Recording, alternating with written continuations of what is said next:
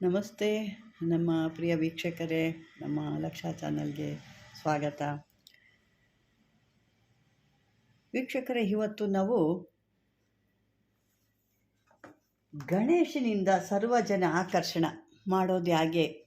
ಏಕೆ ಗಣೇಶನ ವಿಗ್ರಹದಿಂದ ಬೇರುಗಳಿಂದ ಸಾಕಷ್ಟು ಕೆಲಸ ಮಾಡ್ಬೋದು. ನಾನು ಕೆಲವೊಂದು ವಿಡಿಯೋದಲ್ಲಿ ಕೂಡ ಹೇಳಿದ್ದೆ, ಆ ಬೇರನ್ನ ತಂದು ಇಟ್ಕೊಂಡ್ರೆ ನಿಮ್ಮ ಯಾರು ಬಂದು ಕೂತ್ಕೊಳ್ತಾರೋ ಅವರ ಭವಿಷ್ಯ ಕೂಡ ನುಡಿಬೋದು, ನಿಮ್ಮ ಭವಿಷ್ಯ ಕೂಡ ನೀವು ನೋಡ್ಕೋಬೋದು.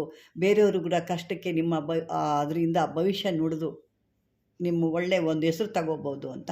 ಅದೇ ರೀತಿಲಿ ಆ ಒಂದು ಎಕ್ಕದ ಗಿಡದ ಅರ್ಕ ಗಿಡದ ಗಣೇಶನ ಇಟ್ಟಿದ್ದೀನಿ ಇಲ್ಲಿ.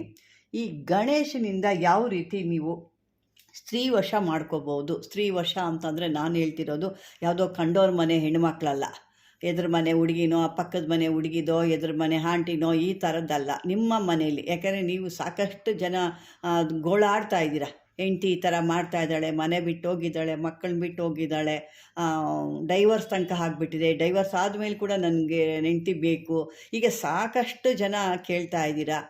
ಮಕ್ಕಳನ್ನ ಬಿಟ್ಟು ಹೊರ್ಟೋಗಿರ್ತಾರೆ ಅಥವಾ ಮಕ್ಕಳನ್ನ ಕರ್ಕೊಂಡು ಕೂಡ ಹೋಗಿರ್ತಾರೆ. ಅವ್ರದ್ದು ದುಃಖ ನೋಡಲಿಕ್ಕಾಗಲ್ಲ, ಅಷ್ಟು ಕಷ್ಟಪಡ್ತಾ ಇರ್ತೀರ. ಇಂಥವ್ರನ್ನ ನಿಮ್ಮ ಮನೆ ಸಂಸಾರ ನೀವು ಉಳಿಸ್ಕೊಳ್ಳೋಕ್ಕೆ ಅಂದರೆ ಗಣೇಶನದು ತಂತ್ರ ಮಾಡಿ ನಿಮಗೆ ನೀವೇ ಮಾಡ್ಕೊಳ್ಳಿ. ಯಾರ ಹತ್ರ ನೀವು ಹೋಗೋದು ಬೇಡ, ನಿಮಗೆ ನೀವೇ ಮಾಡಿಕೊಂಡಾಗ ಒಳ್ಳೆ ಅದ್ಭುತವಾದಂಥ ಕೆಲಸ ಆಗುತ್ತೆ. ಅಂದರೆ ಇದಕ್ಕೆ ಗುರುವಿಂದ ದೀಕ್ಷೆ ಆಗಿರಬೇಕು. ಇದು ಒಂದು ಬಿಟ್ಟರೆ ಬೇರೆ ಏನೂ ಇಲ್ಲ ಇಲ್ಲಿ. ಬನ್ನಿ ಇವಾಗ ಯಾವ ರೀತಿ ಮಾಡೋದು, ಹೇಗೆ ಮಾಡೋದು, ಗಣೇಶಂದು ಆ ವಿಗ್ರಹ ಎಲ್ಲಿ ಸಿಗುತ್ತೆ ಏನು ಅಂತ ತಿಳ್ಕೊಳ್ಳೋಣ. ಇದಕ್ಕೆ ಬೇಕಾಗುವಂಥ ಸಾಮಗ್ರಿಗಳು ಈ ಮಂತ್ರಸಿದ್ಧಿ ಆಗಿರುವಂಥ ಶ್ವೇತಾರ್ಕ ಗಣೇಶ, ಅಂದರೆ ಇಲ್ಲೇನು ಇಟ್ಟಿದ್ದೀನಲ್ವ ಆ ಗಣೇಶನ ಈ ವಿಗ್ರಹ ಬೇಕು. ಅಂಥ ವಿಗ್ರಹ ಬೇಕಾಗುತ್ತೆ. ಪೂಜೆ ಸಾಮಗ್ರಿಗಳು ಏನಪ್ಪ ಅಂದರೆ ಕಪ್ಪು ಮಣಿ ಬರುತ್ತೆ, ಹಕ್ಕಿಕತ್ ಮಾಲೆ ಅಂತ ಹೇಳ್ತೀವಿ ನಾವು. ಅದನ್ನು ಕಪ್ಪು ಮಣಿ ಮಾಲೆಗಳು ಬರುತ್ತೆ, ಹಕ್ಕಿಕತ್ ಮಣಿ ಅಂತ ನಾವು ಹೇಳ್ತೀವಿ. ಅದು ಮಾಲೆ ಬೇಕು. 108 ಮಾಲೆ ಇರುತ್ತೆ, ಅದ್ರದ್ದು ಬೇಕಾಗುತ್ತೆ. ಇದಕ್ಕೆ ಮಾಡೋವಂಥ ಸಮಯ ರಾತ್ರಿ ಹೊತ್ತು ಮಾಡೋ ಅಂಥ ವಾರ ಕೂಡ ಶನಿವಾರ. ಇದು ಶನಿವಾರ ಮಾಡಬೇಕಾಗುತ್ತೆ. ಮತ್ತು ನೀವು ಧಾರಣೆ ಮಾಡೋವಂಥ ವಸ್ತ್ರಗಳು ಯಾವುದಪ್ಪ ಅಂದರೆ ಕೆಂಪು ವಸ್ತ್ರದಿಂದ ನೀವು ಧಾರಣೆ ಆಗಿರಬೇಕು. ಅಂದರೆ ಮೇಲ್ಗಡೆ ಶಾಲು, ಕೆಂಪುದು ಲುಂಗಿನೋ ಏನೋ ಒಂದು ಪಂಚೆನೋ ಆ ಥರದ್ದು ಕೆಂಪು ಧಾರಣೆ ಮಾಡ್ಕೋಬೇಕು. ಇದಕ್ಕೆ ದೇವ್ರನ್ನ ಈ ಗಣೇಶನ ಇಡೋಕ್ಕೊಂದು ಕೆಂಪು ಬಣ್ಣದ್ದು ರೇಷ್ಮೆದು ಬಟ್ಟೆ ಇದ್ದರೆ ಒಳ್ಳೆಯದು. ಸಿಕ್ಕಿಲ್ಲ ಅಂದರೆ ನೀವು ಹಾಕ್ಕೊಳ್ಳೋಕ್ಕಾದ್ರೂ ಯಾವುದಾದ್ರು ಒಂದು ಕೆಂಪು ಬಟ್ಟೆ ರೇಷ್ಮೆ ಇದ್ದರೆ ಭಾಳ ಕೆಲಸ ಮಾಡುತ್ತೆ. ಸಿಕ್ಕಿಲ್ಲ ಅಂದರೆ ಪರವಾಗಿಲ್ಲ, ಕೆಂಪು ಬಟ್ಟೆನ ಆಸನ ಹಾಕಿ ಕುತ್ಕೋಬೇಕು. ಧಾರಣೆ ಮಾಡೋದು ಕೆಂಪು ಬಟ್ಟೆ, ಮತ್ತು ಆಸನಕ್ಕೆ ಕುತ್ಕೊಳ್ಳೋ ಅಂಥದ್ದು ಸ್ಥಳಕ್ಕೆ ಅಲ್ಲಿ ಕೂಡ ನೀವು ಕೆಂಪು ಬಟ್ಟೆನೇ ಇಟ್ಕೋಬೇಕಾಗುತ್ತೆ. ಯಾವ ಕಡೆ ಕುತ್ಕೋಬೇಕು ಅಂತ ಕೇಳಿದ್ರೆ ಪಶ್ಚಿಮ ಅಭಿಮುಖವಾಗಿ ಕುತ್ಕೋಬೇಕು. ಅಂದರೆ ನಿಮ್ಮ ಮುಖ ಪಶ್ಚಿಮವನ್ನು ನೋಡಬೇಕು, ಆ ಥರ ಕುತ್ಕೋಬೇಕು. ಮತ್ತು ಇದು ಕೆಲವೊಂದು ಮಂತ್ರ ಕೂಡ ಬರುತ್ತೆ, ಈ ಮಂತ್ರ ಕೂಡ ಹೇಳ್ಕೋಬೇಕಾಗುತ್ತೆ. ಆ ಜಪ ಕೂಡ ಇದು 5,000 ಜಪ ಮಾಡಬೇಕಾಗುತ್ತೆ. 5,000 ಏನು ದೊಡ್ಡದೇನಲ್ಲ. ಯಾಕೆ ಇಷ್ಟು ಕಷ್ಟ, ಎಷ್ಟೋ ಲಕ್ಷಾಂತರ ರೂಪಾಯಿ ಕೊಟ್ವಿ, ಅಲ್ಲಿ ಯಾರಿಗೋ ಕೊಟ್ವಿ, ಇಲ್ಲಿ ಯಾರಿಗೋ ಕೊಟ್ವಿ, ಯಾರ್ದು ಕೆಲಸ ಆಗಿಲ್ಲ, ಎಲ್ಲ ಈ ಥರ ಮೋಸ ಮಾಡಿದ್ರು ಅನ್ನೋದಕ್ಕಿಂತ ನಿಮ್ಮ ಸ್ವಂತವಾಗಿ ನೀವು ಮಾಡ್ಕೊಳ್ಳಿ, ಹಣನೂ ಉಳಿಯುತ್ತೆ. ಮತ್ತು ನಿಮಗೆ ಮಾಡಿದಂಥ ನಾನು ಮಾಡಿ ನನ್ನ ಸಂಸಾರ ಉಳಿಸ್ಕೊಂಡೆ ಅನ್ನೋ ಹೆಸರು ಇರುತ್ತೆ. ಆಗದಿರೋರು ಮಾತ್ರನೇ ಇಲ್ಲಿ ಬೇರೆ ಕಡೆಯಿಂದ ನೀವು ಮಾಡಿಸ್ಕೋಬೋದು. 5,000 ಜಪ ಸಂಖ್ಯೆಯನ್ನು ಮಾಡಬೇಕು. ಇದು 10 ದಿನಕ್ಕೇನೆ, 10 ದಿನಕ್ಕೆ 5,000 ನೀವು ಕಂಪ್ಲೀಟ್ ಮಾಡಿರಬೇಕು. ದಿನಕ್ಕೆ 500 ಅಂತ 10 ದಿನಕ್ಕೆ ಮುಗದೆ ಹೋಗುತ್ತೆ. ಅದೇನು ಜಾಸ್ತಿ ಬರಲ್ಲ, 10 ದಿನಕ್ಕೆ ಮುಗಿದೋಗಿರುತ್ತೆ. ದಿನಕ್ಕೆ 500 ಅಂತ ಕೂಡ ಮಾಡ್ಕೋಬೋದು. ಇದನ್ನು ಶನಿವಾರ ದಿವಸ ನೀವು ಸ್ಟಾರ್ಟ್ ಮಾಡಬೇಕಾಗುತ್ತೆ. ಈ ಮೊದಲು ನೀವು ಪ್ರಾರಂಭ ಮಾಡೋಕ್ಕೆ ಮೊದಲು ಮಂತ್ರಸಿದ್ಧಿನ ಪಡ್ಕೋಬೇಕಾಗುತ್ತೆ. ಮಂತ್ರಸಿದ್ಧಿನ ಮಾಡ್ಕೋಬೇಕಂದ್ರೆ ಸಿದ್ಧಿ ಮಾಡ್ಕೋಬೇಕು. ಮಂತ್ರಗಳನ್ನ ನೀವು ಹೇಳೋದು ರೀತಿ ಇರಬೇಕು. ಯಾವ ವ್ಯಕ್ತಿನ ನೀವು ಸೇರಿಸ್ಕೋಬೇಕು ಅಥವಾ ವಶೀಕರಣ ಮಾಡ್ಕೋಬೇಕು ಅಂತಿರೋ ಅವ್ರನ್ನ ಹೆಸರನ್ನ ಸೇರಿಸ್ಕೋಬೇಕಾಗುತ್ತೆ ಆ ಮಂತ್ರದಲ್ಲಿ. ನಂತರ ಆ ಮಂತ್ರಸಿದ್ಧಿ ಮಾಡಬೇಕಾದ್ರೆ 25,000 ಬಾರಿ ಜಪಿಸಬೇಕು. ಜಪ ಮಾಡಿ ಸಿದ್ಧಿ ಮಾಡ್ಕೋಬೇಕು. ಶನಿವಾರ ದಿನ ಶ್ವೇತಾರ್ಕ ಆ ಗಣಪತಿಯನ್ನು ಸ್ಥಾಪನೆ ಮಾಡಿ ಅದರ ಮುಂದೆ 2 ದೀಪಗಳನ್ನ ಹಚ್ಚಿಡಬೇಕು.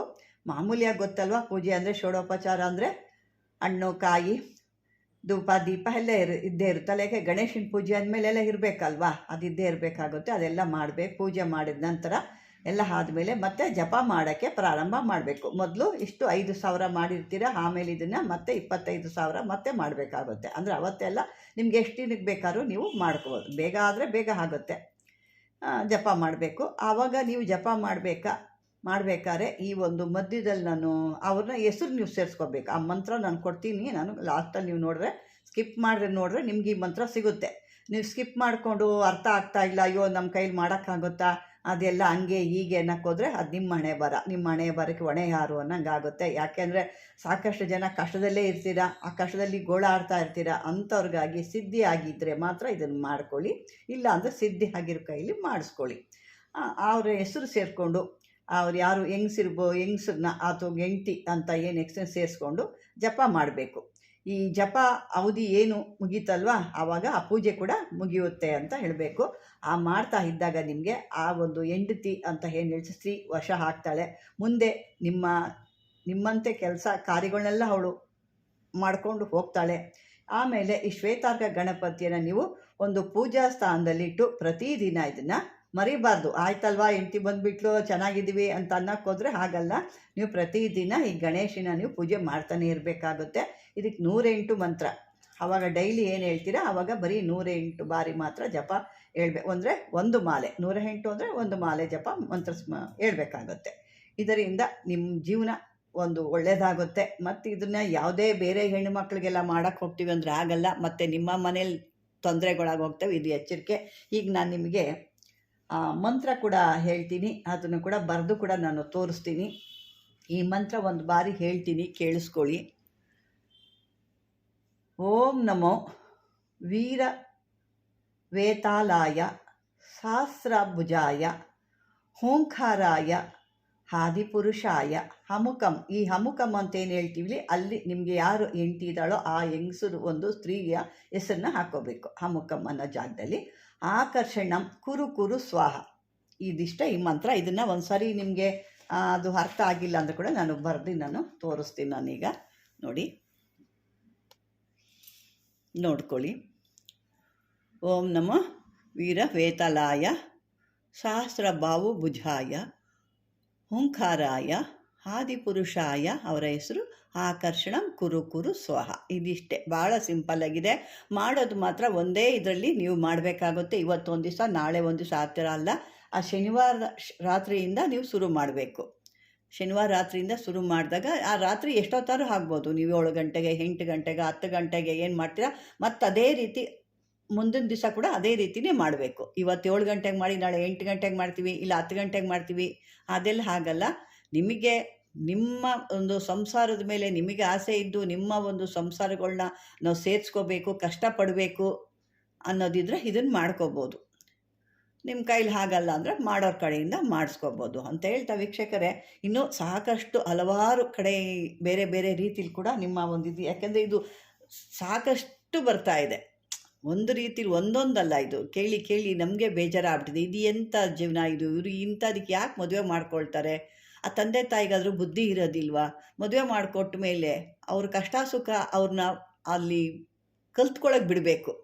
ಯಾರು ಹುಟ್ಟುತ್ತಾನೆ ಸುಖ ಸುಪ್ಪತ್ತಿಗೆಯಲ್ಲಿ ಬೆಳೆಯಲ್ಲ, ಅಥವಾ ಹುಟ್ಟತಾನೆ ಯಾರು ಕಷ್ಟದಲ್ಲಿ ಬೆಳೆಯಲ್ಲ. ಅದನ್ನು ನೋಡಿಕೊಂಡು ಕಟ್ಕೊಂಡ ಮೇಲೆ ಒಂದು ನೋವೋ ನಲಿವೋ ಕಷ್ಟನೋ ಅನ್ನೋದು ಜೀವನ ಮಾಡ್ಕೊಂಡು ಹೋಗಬೇಕಾಗುತ್ತೆ. ಇಲ್ಲಿ ಅದು ಕೂಡ ನಾನು ಮುಂದಿನ ಇದರಲ್ಲಿ ಹೇಳ್ತಾ ಬರ್ತೀನಿ.